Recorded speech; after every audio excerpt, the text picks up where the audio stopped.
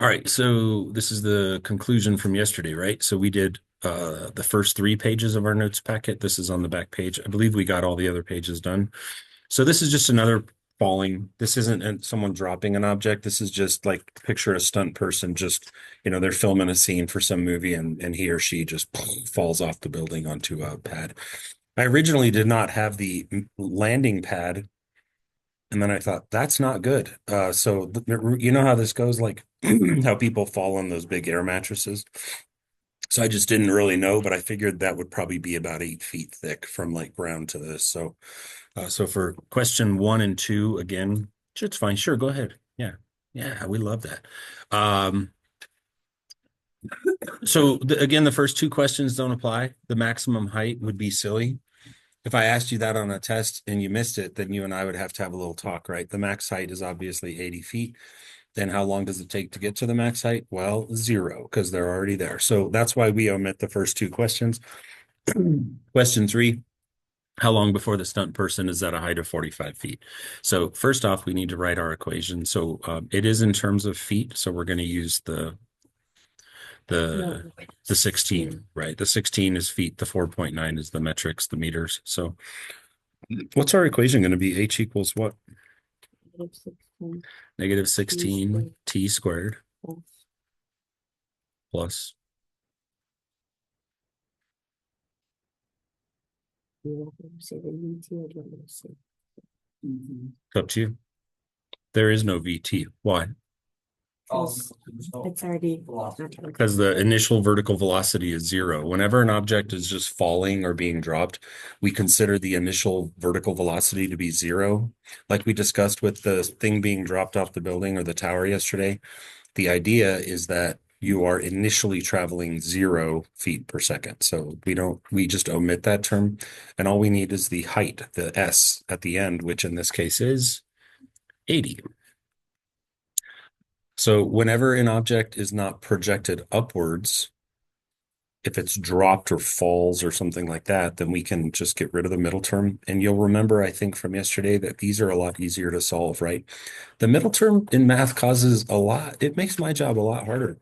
And when it's not there, then we can approach this from a really simple perspective. So first things first, let's change H into what we want. What do we want H to be? We want to know, when is the stunt person crossing 45 feet off the ground? So we want to just replace this H with 45.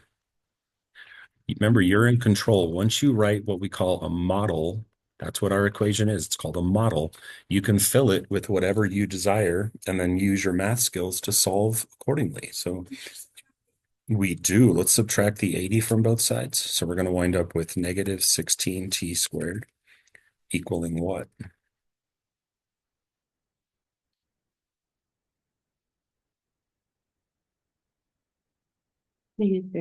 Negative 35. And then all that's left to do is figure out that t squared is equal to some number. And that number, if you recall, is not really a concern. It would be a concern if it came out negative, but it's of course not going to. So I'm just going to type it in as positive 35 divided by positive 16, and I'm going to get 2.1875. So t squared is 2.1875. But again, I am not interested in that. What do I do with that number?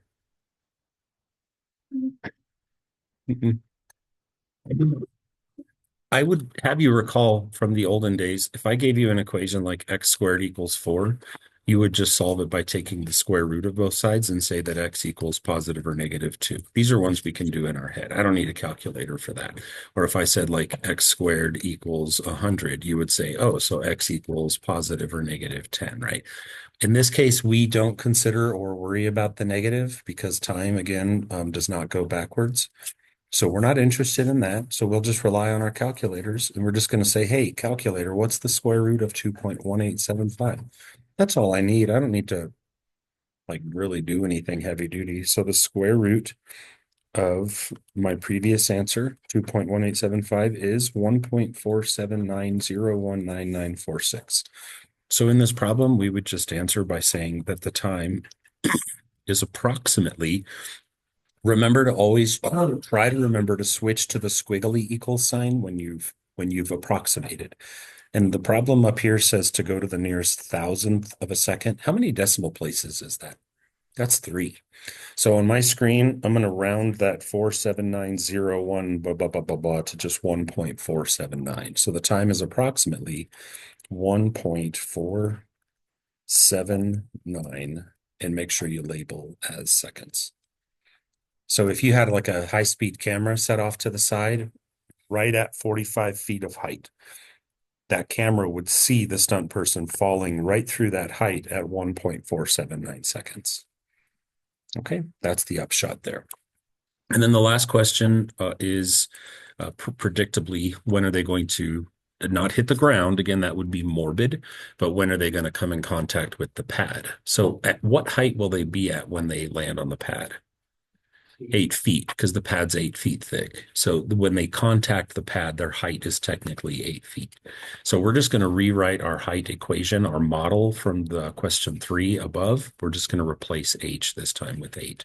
And it's going to be the exact same problem again. So we're going to have h equals negative 16 t squared plus the initial height, 80. Process, same. Subtract 80 from both sides. Get negative 16 t squared equals 8 minus 80 is negative 72. And then we'll just let the calculator do all the lifting. Our calculators don't do algebra. They can't mechanically solve things like we can, but they can do all the number crunching that we don't want to do. So I'm going to take 72, I'm going to divide it by 16, and I'm going to get this cute little decimal of 4.5. So again, I'm not interested in t squared. I would be interested if it was a negative, and I'd say, well, I guess this problem has no solution, which in this case would be really weird. Like, of course, the stunt person hits the pad at some point.